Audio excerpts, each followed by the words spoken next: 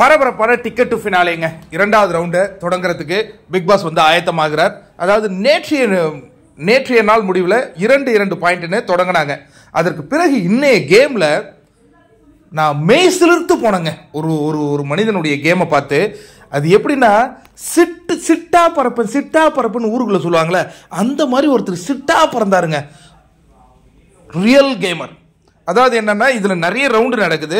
முதல் 2 ரவுண்ட்ல யார் சிட்டா பறந்ததுன்னா முத்துக்குமரன் தான் சிட்டா பறந்து என்ன பண்ணாருன்னா ராணுவ அவுட் ஆக்குனார். அதற்கு என்ன காரணம் சொன்னார்னா, ராணுவுக்கு ஆல்ரெடி கையில் அடிபட்டிருக்கு, அவனை இந்த கேமுக்குள்ள அவன் விளையாடுவானான்னு பிக் பாஸ் கேட்கும்போது அவன் ஒரு ஆர்வத்தில் வந்து விளையாடுறாங்கிறான். பட் அவனுக்கு ஏதாவது அடிபட்டுடுச்சுன்னா நல்லா இருக்காது இல்லையா, அதனால அவனை அவுட் ஆக்குறேன் அப்படின்னு சொன்ன உடனே ராணுவுக்கிட்டே என்னடா இதெல்லாம் காரணமா சொல்ற அப்படிங்கிற மாதிரி அவர் போறாரு. அதுக்கு அடுத்தது சிட்டாக மீண்டும் பறக்கிறாருங்க. அந்த ஹேமர் எடுத்து அவர் அட்டிக்கிற வேகத்திலே தெரியுது, இந்த கேம்ல நான் இருக்கேன்டா, சாதிச்சு காட்டுறேன்டா அப்படிங்கிற மாதிரி பண்றாருங்க. வெறித்தனமா ஆடுறாரு முத்து.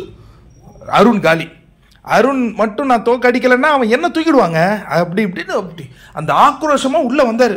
படம் ஆரம்பிக்கும். இப்ப சில படங்கள்ல டபுள் ஆக்ஷன் ஹீரோ ஆரம்பத்தில் ஒரு ஹீரோ போட்டு பயங்கரமா பண்ணிட்டே இருக்கும்போது பின்னாடி ஒருத்தன் வந்து ஸ்கோர் பண்ணிட்டு போவான் பாருங்க, அந்த மாதிரி அடுத்த சிட்டுக்கு சிட்டா பறக்கிறாரு ஒருத்தர். யாருன்னா ரயான்.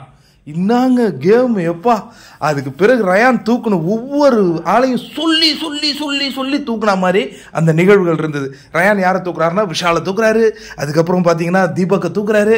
அது எப்படின்னா அந்த பறந்து போய் அப்படி அதை பிச்சுக்கிட்டு போய் டக்குன்னு அந்த ஹேமர் அடிக்கிறது, அது பார்க்கறதுக்கே கண்கொள்ளா காட்சியாக இருந்ததுங்க.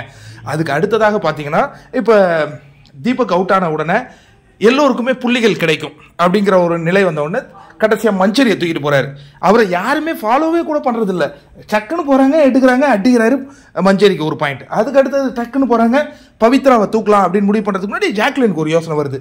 இவன் என்ன நமக்கு பாயிண்ட்ஸ் தருது, அவனை தூக்கணும். பவி வா, உன் கூட ஒரு ஒப்பந்தம் போடுறேன். என்ன ஜாக்லின், நான் போய் அவனை தடுக்கிறேன், அவனை ஓட விடாத தடுக்கிறேன், நீ அவன் படத்தை கொண்டு போய் எடுத்து அடிச்சிரு. சவுண்டு இருக்கால, அவர்கிட்டையும் பேசுறவா. சவுண்டு நான் பேசினா அது எதிர்மறையா பேசுவோம், நீ வேணா போய் எதனா பேசிட்டு வா. சரி நான் பேசிட்டு வரேன். சவுண்டு சொல்லு பவி. ஜாக்லின் ஏதோ ஒரு விஷயம் சொல்றா. என்ன சொல்றா? அவன் பாயிண்ட் கொடுக்கறதுலாம் அவளுக்கு பிடிக்கலையா. சரி அதுக்கு நான் என்ன பண்ணணும் ஒன்றும் பண்ண தேவையில்லை. ஜாக்லின் வந்து ரயானை பிடிச்சிப்பாலாம். சரி நம்ம வந்து அந்த ரயானுடைய ஃபோட்டோ வந்து எடுத்துன்னு போய் அடித்து அதை முடிச்சிடணும். நானே ரயானை தான் டார்கெட் பண்ணிட்டு இருக்கேன், அல்வா மாதிரி சொல்கிறேன். யார் ஜாக்லின் கரெக்டாக பிடிச்சிருவாளா? பிடிச்சிருவா, சொல்ல என்கிட்ட அப்படின்னு ஒன்று போட்டு ஆரம்பிக்குது. மீண்டும் சிட்டா பறக்கிறாரு. சிட்டா டக்குன்னு பவியை தூக்கிட்டு போறாரு, அந்த அடுப்பில் கொண்டு போய் போட்டுடுறாருங்க. ஜாக்கி ஏதோ பிடிக்க போறேன்னு சொன்னியம்மா அப்படின்னா, நான் தான் முயற்சி பண்ணேன், அவன் சிட்டா பறக்கிறான். சரி சவுண்டு இப்போ நம்ம விடக்கூடாது, நம்ம பண்ணிடலாமான்னு கோவா கைஸ் அவங்க ஆடிக்கிட்டு இருந்தாங்க. ஜாக்லினுக்கு 3 பாயிண்ட்டு, அதுக்கப்புறம் வந்து சௌந்தர்யாவுக்கு 4 பாயிண்ட்டு, அதுக்கப்புறம் நம்ம தம்பி ரயானுக்கு 5 பாயிண்ட்டுக்கும் தன்னை உரித்தானவனாக மாற்றிக்கொண்டு ஆடினார். பார்த்தீங்களா, பார்க்க கண்கொள்ளா காட்சியாக இருந்ததுங்க. நான் ரசித்த ஒரு டாஸ்க்னா இதுதான் சொல்லுவேன். அவ்வளோ ஒரு ஸ்போர்ட்ஸ்மேன்ஷிப். ஏன்னா ஒரு டைமில் விழுந்து காலெல்லாம் ரத்தம்லாம் வந்துச்சு. எதை பற்றியும் கவலைப்படலை, எந்த ஒரு குற்றச்சாட்டும் வைக்கல, எவன் மேலேயும் பிளேமிங் கேம்லாம் இல்லை. அப்படி அடித்து தூக்கின்னு வந்தாப்புல. பார்த்தீங்களா ரயான், உனக்கு ஒரு ராயல் சல்யூட்டை இந்த குட்டார் குட்டத்துக்கு கண்டிப்பாக செலுத்துகிறது. இந்த மாதிரி சிறப்பாக ஆடுற எல்லாரையும் நான் பாராட்டுவேன். இப்போ இதனுடைய அடுத்த வெர்ஷனுக்கு போகிறாருங்க Bigg Boss. First version okay, second வெர்ஷனுக்கு போகணுன்னால முத்துக்குமரனுக்கு ஒரு யோசனை வருது. நம்ம இன்னும் பாயிண்ட்ஸே எடுக்கலையே, நம்ம பேசாத ஒரு அலைன்ஸ் போடலாமா? ஆனால் சேதன் என்ன சொன்னார், இந்த டிக்கெட் டு ஃபினாலேயாவது தயவு செஞ்சு நீங்கள் ஒரு கூட்டணியெல்லாம் அமைச்சு ஆடாத, இண்டிவிஜுவலாக ஆடுங்கயா அப்படின்னு தானே சொன்னார். ஆனால் இவர் எதுவும் ஒரு கூட்டணி அமைச்சு, இவருடைய கூட்டணி ஆரம்ப கூட்டணி எப்படின்னா, பாயிண்ட்ஸ் டேபிளே இல்லாத இவர், விஷால், தீபக் அண்ணனுக்கு பாயிண்ட்ஸ் வேணும். இது ஒரு நல்ல ஒரு எண்ணம். அவருடைய கூட்டணியின் அடுத்த எண்ணம் என்னன்னா, அதை கொஞ்சம் ஸ்ட்ராங் பண்ணணும். அப்போ அருண் வந்தால் நல்லா இருக்கும். விஷாலை கூப்பிட்டாலே அருண் உள்ளே வந்துடுவானே அப்படிங்கிறதுனால உள்ள இதுக்கு வந்து ஒரு குதர்க்கமான ஒரு ஆள் வேணும், குழப்பத்தை ஏற்படுத்தும் ஆள் வேணும். அப்போ என்ன பண்ணலாம், ராணுவ கூப்பிடலாம். மஞ்சரி கேள்வி கேட்குறாங்க, நீ பாயிண்ட்ஸ் டேபிளின் அடிப்படையில் தான் ஆள் எடுக்கணும்னா என்ன கூப்பிட்டுருக்கலாமாடா, நான் 1 பாயிண்ட்ஸ் தானோட வச்சுருந்தேன். அது இல்லை மஞ்சரி, இன்னும் உன்னை கூப்பிட்டா நட்புன்னு சொல்லிவிடுவானுங்க, அது சரி வராது. இன்னொன்று, எனக்கு ஒரு நம்பகமான கூட்டணியும் தேவைப்பட்டுச்சு. அவனுங்க 3 பேருமே ஒரு நம்பகமான ஆட்கள். நாங்கள் பாயிண்ட்ஸ் இல்லாததுனால அவங்க கூட போய் சேர்ந்துக்கிறோம், சரியா? அதை தான் நான் பார்த்தேன். அப்படியா, சரி நீங்கள் என்ன தான் ஆடுறீங்கன்னு பார்ப்போம். அப்படின்ன உடனே இவங்க சொல்லி வைத்தது போல அந்த 5 ரயானை தூக்குறது தாங்க. ரயானை தூக்குறதுக்காக தான் இவர் கூட்டணி வச்சாரு. அதாவது என்னன்னா, ரயான் ஆல்ரெடி ஒரு சிட்டு போல ஆடி மக்கள் மத்தியில் இடம் பிடிச்சு விட்டார். அவர் தோக்கடிக்கிறதுக்கு என்ன பண்ணணும்? இப்போ எக்ஸாம்பிள் எப்படின்னா, ஒரு உருப்படாத கட்சி ஒன்று இருக்கும். ஒரு 4 உருப்படாத கட்சி சேர்ந்து ஒரு உருப்படும் கட்சியை தோக்கடிச்சோம். புரியுதா? அதனால யாருக்கு லாபம், யாருக்கு நஷ்டம்னா மக்களுக்கு நஷ்டம். ஏன்னா அந்த உருப்படும் கட்சியை ஒரு 4-5 உருப்படாத கட்சிகள் சேர்ந்து அதுக்கு ஜெயிச்சு வச்சிருந்தது எது நல்லது. அதே மாதிரி ரயானுங்கிற ஒரு அற்புதமான சிட்டுவை தோக்கடிக்கணுங்கிறதுக்காக கூட்டணி வைத்த முத்துவை நான் எப்படிங்க போழுவேன்? அதுல என்ன ஒரு தொழில் தர்மம் இருக்கு? அதுலயும் மாற்றி மாற்றி பேசுவதை எப்படி இந்த குட்டாட் கூட்டத்தெல்லாம் ஆதரிச்சு பேசும்?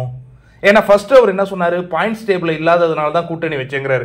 அதுக்கப்புறம் ஒரு வலுவான கூட்டணிங்கிறாரு. அதுக்கப்புறம் கொஞ்ச நேரம் போய் இவன் ஹேமர் அடிச்சு என்ன தோக்கடிச்சிட்டானுங்கிறாரு. அதுக்கப்புறம் கேட்டா ஹேமர் அடிச்சது அவனுக்கு தெரியாதுங்கிறான் ராணவ். அதுக்கப்புறம் கூப்பிட்டு நான் உள்ள பேசினேங்கிறாரு. அதுக்கப்புறம் உள்ள தூக்கிட்டு போய் உட்கார வச்சு உள்ளே நான் பேசலங்கிறாரு. இப்படி மாத்தி மாத்தி முத்து தானுங்க பேசுறாரு.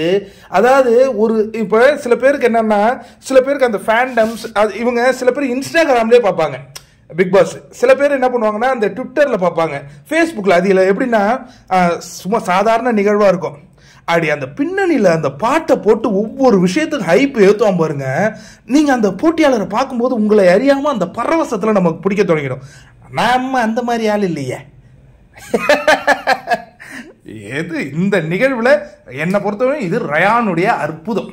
ரயான் பண்ணது அற்புதம், அட்டகாசம். முத்துக்குமரன் பண்ணது அந்த மாதிரி ஒரு விஷயமும் கிடையாது. அதில் தீபக் ஆடினார்ல ஒரு ஆட்டம், அருண் கூட ஆடினதே சூப்பரான ஆட்டம் தான் சொல்லுவேன். அதுக்கப்புறம் தீபக் ஆடினார்ல அது ஆட்டம். அதுக்கப்புறம் விஷால் ஆடினார்ல அது ஆட்டம் சூப்பராக இருந்தது. கடைசியாக ஒரு ரவுண்ட் ஆடிட்டாங்களா, அது பெரிய ஆட்டம் கிடையாது. இதுதாங்க என்னுடைய கருத்து. அந்த பிளேமிங் கேமிங், ஸ்டாம்பிங் கேமிங் அதெல்லாம் அதுக்கு அடுத்தது பாருங்கன்னு சொல்லிட்டு பிக் பாஸ் 3வது ரவுண்டை தொடங்குறாருங்க. அவர் ரொம்ப நாள் முன்னாடி ஒரு அளவு எடுத்துக்கிட்டு இருந்தார்.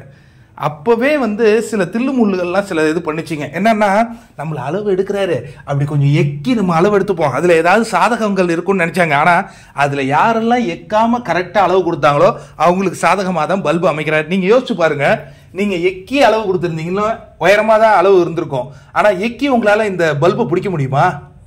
பிணைஞ்சிடும். அதுல அற்புதம் பண்ணிட்டு இருக்காரு. யாருன்னு பாத்தீங்கன்னா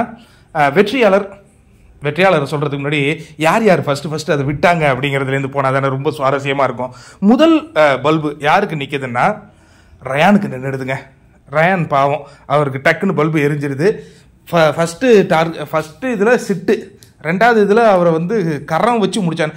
யாரோ ஒருத்தன் டார்கெட்னு போட்டிருந்தீங்களே, அவனுக்கு தாண்டா பண்ண டார்கெட்டு. யார்? ரயானை தாண்டா 2வது இதில் டார்கெட் பண்ணாங்க. அது டார்கெட்டு, இவரை டார்கெட் பண்ணிட்டாங்களாம்.